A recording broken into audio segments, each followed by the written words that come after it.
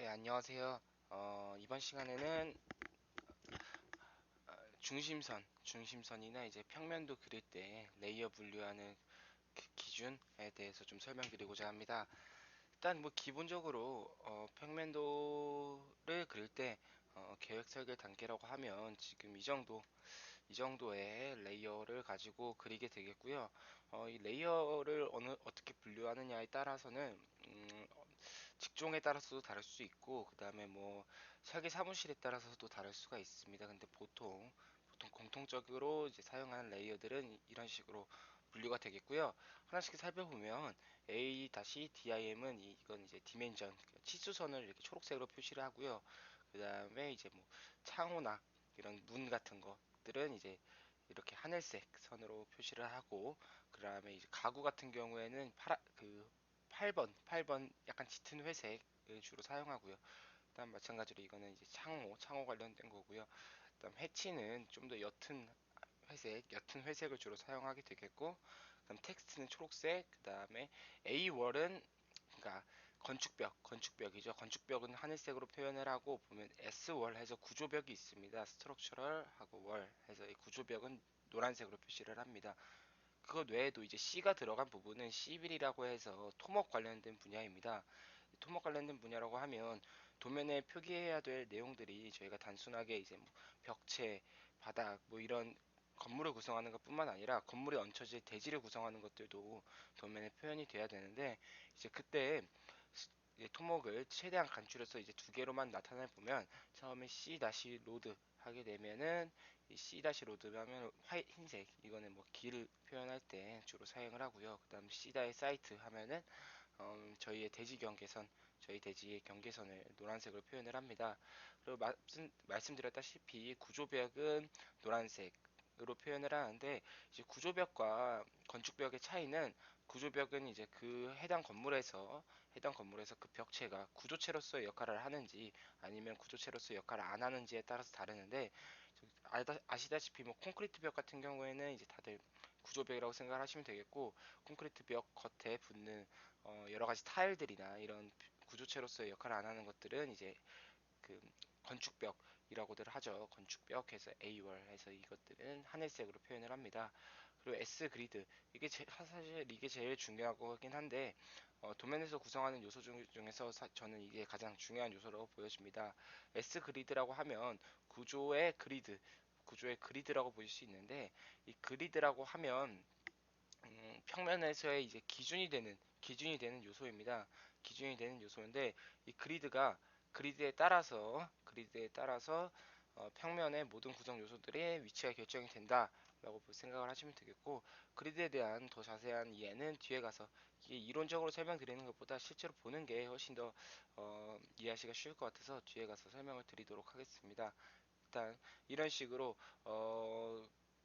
레이어를 구성을 하시고, 레이어별 색상, 그리고 레이어별 라인 타입, 이런 식으로 구성을 해주시면 됩니다. 네, 다 되셨죠? 이제 다음 이제 중심선에 대해서 좀 설명을 드리도록 할게요.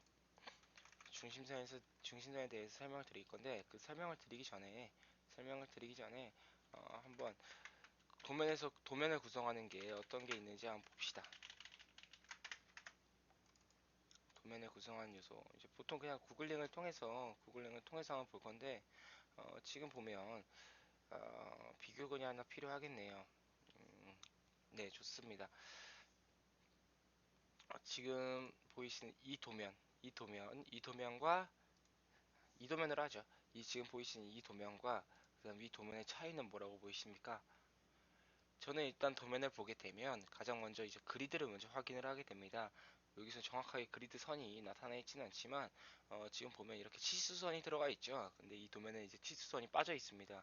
이게 치수선이 들어가 있는데, 이 치수선을 어떻게 정의를 할 것이냐가 제일 중요하죠. 치수선을 어떻게 정의를 할 것이냐.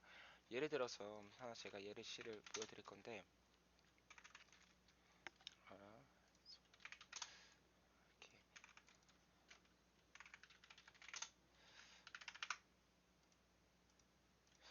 이런 식으로, 지금 뭐 다소 말도 안 되는 실이긴 한데, 이렇게 벽체를 둘러싸인 실이 있다고 칩시다. 이렇게 실이 있다고 칠 때, 이 도면에 표기할 때 치수선을 어디다가 붙일 것인지에 대해서 결정을 하게 됩니다. 예를 들어서 치수선을 이런 식으로 부착을 시킬 것인지, 이거는 치수선이니까 힘으로 가야겠죠. 치수선을 이런 식으로 이 두 안쪽을 기준으로, 이게 실내부고 이게 외부라고 쳤을 때 안쪽을 기준으로 치수선을 기입을 할 것인지, 아니면 이렇게 바깥쪽을 기준으로 치수선을 기입을 할 것인지, 정하게 됩니다. 그렇게 정하게 되겠죠.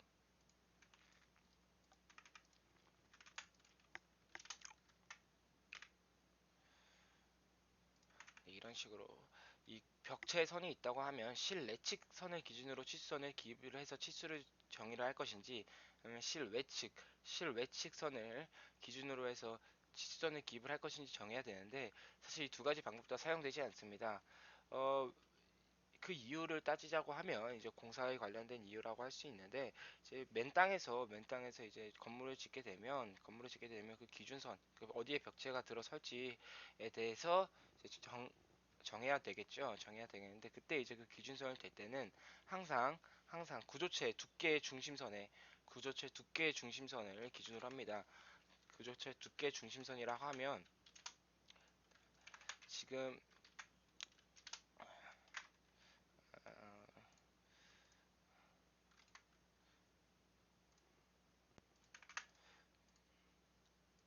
지금 이게 두께라고 봅시다.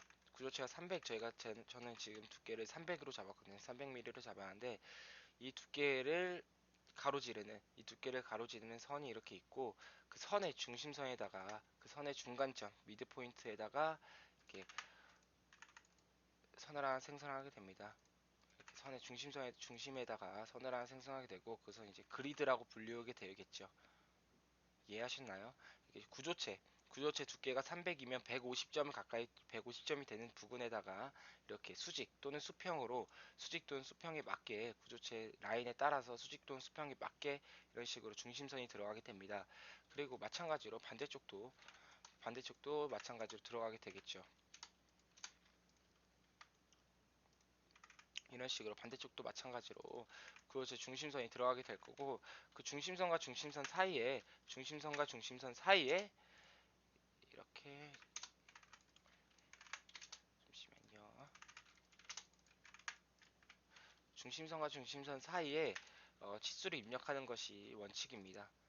중심선과 중심선 사이에 치수를 입력을 하는 것이 원칙이라고 보시면 되겠습니다. 이렇게 중심선과 중심선 사이, 이렇게 안목 치수, 그러니까 내부에서 측정한 치수가 아니라 외부에서 측정한 치수도 아니고, 구조체의 중심선, 그러니까 구조체의 두께가 몇인지에 따라서 그 중심선 위치는 달라지겠죠. 하지만 이렇게 해서 300의 구조 두께를 가진 벽체가 존재하다면, 그 150점 되는 곳에서 이렇게 두께를 가로지르는 두께의 중심을 가로지르는 벽체 중심을 가로지르는 선을 생성을 해서 기재를 하는 것이 원칙입니다. 그래서 이런 걸 이제 중심선이라고 부르고, 영어로는 그리드라고 부르게 되겠죠. 그래서 이 중심선을 굉장히 중요하게 보셔야 되는데, 그 이유가 이제 단층이 아니라 다층 구간으로 올라갈수록 이 중심선 위치는 항상 동일하게 됩니다. 그렇게 해야지 상부에 있는 하중이 하부까지 정확하게 전달이 되겠죠. 그래서 이 중심선은 단순하게 치수를 표기하는 것뿐만 아니라, 이제 이 벽체의 구조적인 역할을 결정하는 것이기도, 동시에 벽체의 역할도 결정하기 때문에, 그렇기 때문에 이렇게 치수는 항상 구조체 중심선, 벽체 중심선에다가 결정을 하게 됩니다. 벽체 중심선에 이 그리드가 위치하게 되고, 그리드 사이에 치수를 기입을 한다라는 게 원칙입니다. 그것이 원칙이고요. 지금 보시면 한 번 더 예를 들어 보여드릴게요. 이 도면 같은 경우에 지금 보시면 치수선이 여러 가지로 나눠져 있어요. 보시면 뭐 규칙을 알 수 있겠죠. 가장 위에 올라가는 치수선은 전체 치수를 기입을 하고요. 그 다음 올라가는 치수들은 이제 실별로 나눈 것 같아요. 구간별로 원하는 대로 이제 하위 카테고리를 잡는 거죠. 보면은 이쪽 실의 길이를 규명하고 있고, 그 다음에 지금 이렇게 뭐 주방으로 보이는 실을 규명하고 있고, 그 다음에 이쪽 실, 화장실 실을 이제 마지막으로 규명을 하고 있어요. 화장실 같이 뭐 스터디룸 같은 느낌이네요. 이런 식으로 규명을 하고 있고, 그 다음에 그 아래 또 하위 카테고리로 내려가서는 그 각 실에도 이제 문이 달려 있을 수 있겠죠. 또 실을 안에도 여러 가지 문이나 뭐 이런 벽체들이 구성할 수 있는데, 그런 벽체들 하위 카테고리로 내려와서 더 내려와서 이렇게 치수를 기입하는 게 보이실 겁니다.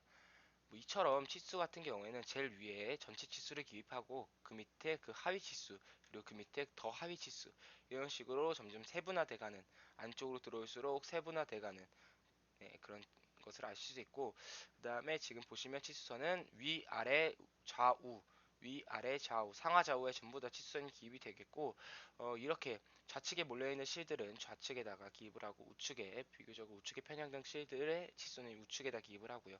그다음 비교적 아래쪽에 편향된 치수는 이렇게 아래쪽에 기입을 하고요. 뭐 이렇게 해서 치수를 기입을 하겠죠. 이렇게 해서 치수를 기입할 거고, 치수는 항상 벽체 중심이다. 그래서 보통 평면도를 그리실 때 가장 먼저 이제 라인 해서 그리드를 하나, 수직 수평 그리드를 하나 그립니다. 이렇게 집게 모드를 켜진 상태에서 수직 수평 그리드를 하나 그리고, 교차하게끔 수직 수평 그리드를 그리고, 이걸로 일단 먼저 벽체 중심선의 위치를 하게끔 만듭니다. 예를 들어서 뭐 3000 하면은 3000만큼, 그다음 뭐 2000 이다 하면 얘는 뭐 2000만큼, 이런 식으로 해서 만들게 되겠고요. 뭐 이런 식으로 해서 뭐 건축물마다 다르겠지만 이렇게 니은자로 생긴 어, 평면이 있다고 치면, 이런 식으로 먼저 그리드를 이용해서 먼저 격자를 먼저 만들어 주고요. 어렸을 때 이제 모는 종이에다 그림을 그렸던 거라고 생각을 하면 되는데, 이런 식으로 격자를 먼저 그려주신 상태에서 이제 벽체를 그리게 됩니다. 벽체를 그리게 되는데, 그 벽체를 그리실 때도 그냥 그리시는 게 아니라, 이 그리드 선을 가지고 벽체 두께가 150이다 하면 150 입력을 해서 양쪽으로 150씩, 마찬가지로 양쪽으로 150씩, 여기도 양쪽으로 150씩, 이런 식으로 해서 그리드를 이용해서 건물을 그리게 되거든요. 이렇게 이런 식으로 그리드를 이용해서 이렇게 일단 벽체 두께를 생성을 해주고요. 그 다음 트림 기능을 위해서 이제 불필요한 것들은 전부 삭제를 해주는데, 거기서 그리드는 삭제해주면 안 되겠죠. 불필요한 것들은 삭제를 해주는데, 처음에 기준이 됐던 그리드는 절대 삭제를 하시면 안 되겠고, 식으로 불필요한 것들을 삭제를 해주게 됩니다.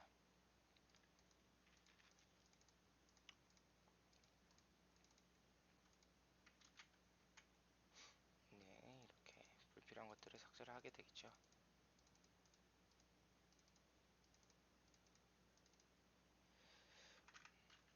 되겠고, 네, 이렇게 해서 불필요한 것들을 삭제하게 되면 그리드가 남고, 얼추 이제 뭐 벽체 선들이 보이기 시작하네요. 그 상태에서 한 번 더 트림을 해서 이제 안쪽에 있는 선들을 지어주게 됩니다. 그리드를 제외한 안쪽에 있는 성들을 지어주게 됩니다.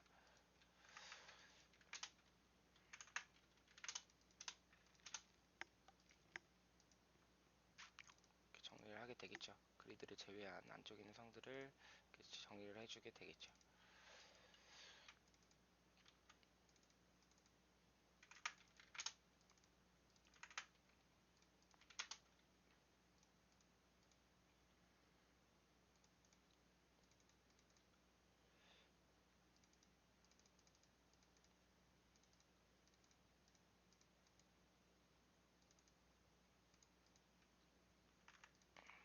이렇게 해서 정리를 진행을 하게 됩니다.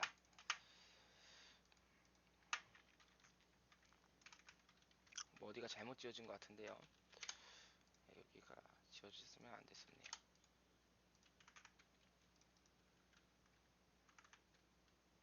여기도 뭐가 하나 잘못 지어진 것 같아요.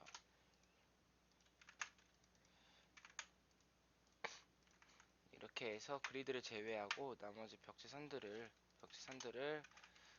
남겨놓게 되겠죠.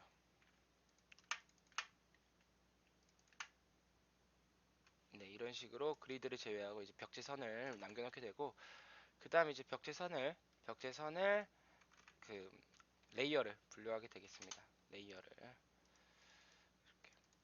입력을 하게 되겠죠.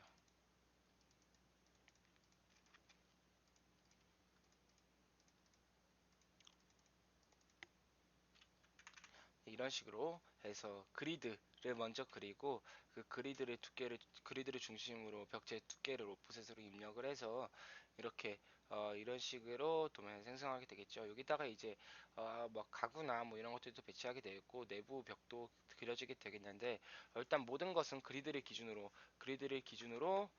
이렇게 작성을 하게 되겠고요. 그리드를 기준으로 작성을 하게 되겠고 그리고 그 이후에 이제 디멘전 치수가 들어가게 됩니다. 그 이후에 치수가 들어가게 됩니다.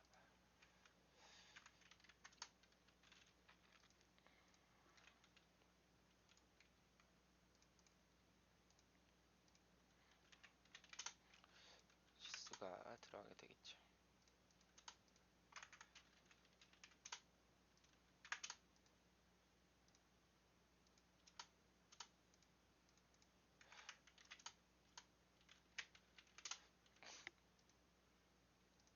뭐 치수 스타일 정하는 거나 이런 것들은 다른 강의에서 다뤘기 때문에 저희 그 오븐캐드 강의에서 다뤘던 부분이기 때문에 그 스타일 같은 경우에는 뭐 알아서 이제 각자 개인이 정할 수 있다고 보고 이런 식으로 이제 치수선이 들어가게 되겠고 마찬가지로 위아래도 다 작업을 해주시면 되겠고요. 뭐 이렇게 해서 치수선을 일단 기입을 하고 그 다음 중요한 것이 이제 그리드 헤드라는 것이 중요하게 되겠습니다. 그리드 헤드.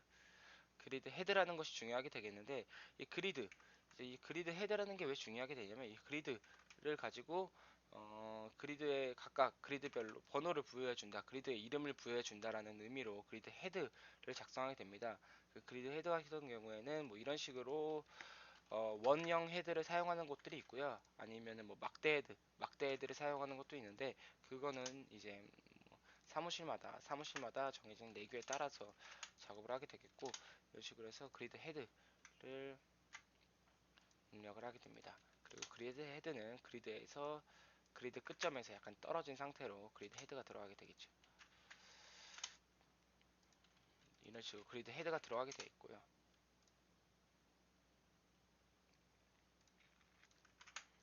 마찬가지로 수평 그리드에도 그리드 헤드가 들어가는데 그리드 헤드는 보통 좌측하고 상단에만 들어갑니다. 그리드 헤드는 좌측하고 상단에만 들어가게 되겠고요.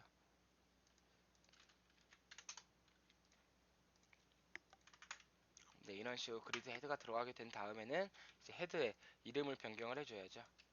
헤드에 뭐 이런 식으로 이름을 변경을 해줘야죠. 그래서 보면은 좌측에서 우측, 여기도 아래에서 위로 방향으로 움직이게 되는데 이 헤드 같은 경우에는 X, Y 그러니까 X, Y로 이렇게 규명을 X1, X2, X3, Y1, Y2, Y3 이렇게 규명을 하기도 하고 1, 2, 3, A, B, C 이렇게 규명을 하기도 하고 A1, A2, A3, A, B1, B2, B3 이런 식으로 규명을 하기도 합니다. 어쨌든 분류가 되는 게 가장 중요하니까요.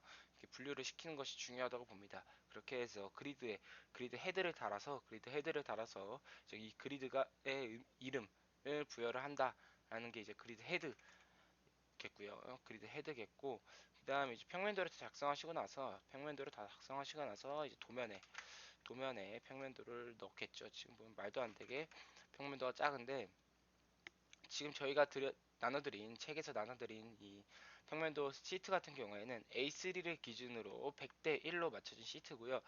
대부분 이제 보통 평면도의 기준은 100대 1부터 출발을 해서 평면도 크기가 커지게 되면 200대 1, 300대 1 뭐 이런 식으로 가긴 하는데 보통 이제 100대 1을 기준으로 한다라는 것을 알 수가 있고 만약 여기서 자기께 본인의 평면이 너무 커요. 예를 들어서 지금 제가 예를 들기 위해서 말도 안 되게 한번 키워볼게요.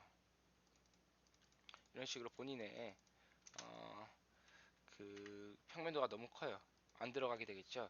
그런 경우에는 이제 스케일을 이용해서 늘려주셔야 되는데 지금 100대 1을 가지고 제가 3배를 늘려볼게요. 3배를 늘렸습니다. 3배를 늘리게 되면 이제 이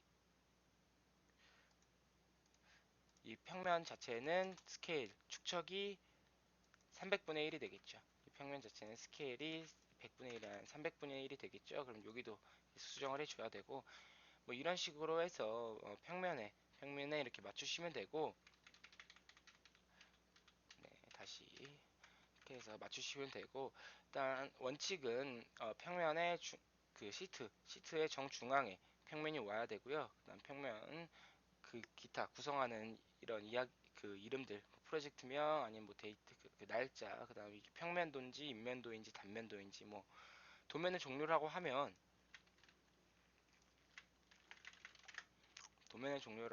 배치도가 일단 가장 첫 번째, 개요가 가장 첫 번째로 나오고요. 개요라고 하면 건물의 규모 알 수 있는 개요서가 있고요. 그다음 배치도, 이거는 건물과 대지의 상관관계를 알 수 있는 도면입니다. 그러니까 대지 안에 건물이 어디에 배치되어 있는지를 알 수 있는 도면을 배치도라고 하고요. 그리고 평면도, 각 평면, 각층 평면을 알 수 있는 도면. 보통 1200에서 1500선에서 자릅니다. 그러니까 바닥에서 1200에서 1500 높이에서 잘라서 아래를 보는 그런 걸 이제 평면도라고 하고요. 그 다음에 인면도 같은 경우에는 건물의 외부 인면을 알 수 있는 도면인데, 여기는 이제 외부 마감 재료를 알 수 있겠죠. 그다음 단면도 같은 경우에는 건물을 임의로 중간에서 잘라서 보게 되는 그런 도면인데, 그러니까 인면도와 같은 방향에서 건물을 보는데 이제 건물을 잘라서 보게 됩니다. 그렇게 되면 이제 건물 내부의 재료를 알 수 있어요. 뭐 이게 이제 가장 기본적인 도면이라고 보시면 돼요. 가장 기본 도면. 이게 가장 기본 도면이라고 보시면 되고, 이 도면별로 이제 표현해야 되는 이제 그 요소들이 이제 각각 다른데, 평면에 한정을 지어서 보면 평면에서는 그리드, 그다음에 축척, 그리고 보통 방위를 표시하는 것도 있고요. 근데 방위는 일단 배치도에 들어가는 필수 요소이기 때문에 방위는 빼도록 하고요. 그다음에 치수선, 그다음에 도면명, 뭐 이 정도는 필수적으로 들어가야 된다고 볼 수 있겠네요. 그리드, 축척, 직수선, 도면명, 그리고 이제 실명, 뭐 이런 것들이 들어가겠죠. 등등 주석, 뭐 실 면적이 될 수도 있겠고요. 뭐 이렇게 해서 작성을 하시면 되겠고, 여기서 이제 이렇게 그리드를 나눈 이유, 그러니까 레이어를 나눈 이유는 이제 뒤에 가서 배우도록 하겠습니다. 이게 이제 도면을 구성하는 것들이고, 여기서 중심선이 어떤 것이다는 여기 방금 설명드렸다시피 벽체, 구조체의 중심을 중심선이라고 한다. 지금 제가 너무 간략하게 그려드렸는데, 이제 교재에서는 이거 말고 좀 더 큰 사이즈의 평면을 그려보는 그런 예제가 있으니까요. 그걸 보시면 되겠고, 저희 이번 강의에서 이제 말씀드리고 싶었던 거는 그리드가 뭔지, 그리드가 어떤 건지, 그리고 그리드를 중심에 배치를 하라고 하는데 대체 그 중심선이 뭔지, 중심선 기준이라는 게 뭔지에 대해서 설명드리려고 이 영상을 찍습니다. 네, 그러면 다음 시간에서 이제 저희가 PDF 추천하는 방법과 CTB에 대해서 한번 배워보도록 하겠습니다. 감사합니다.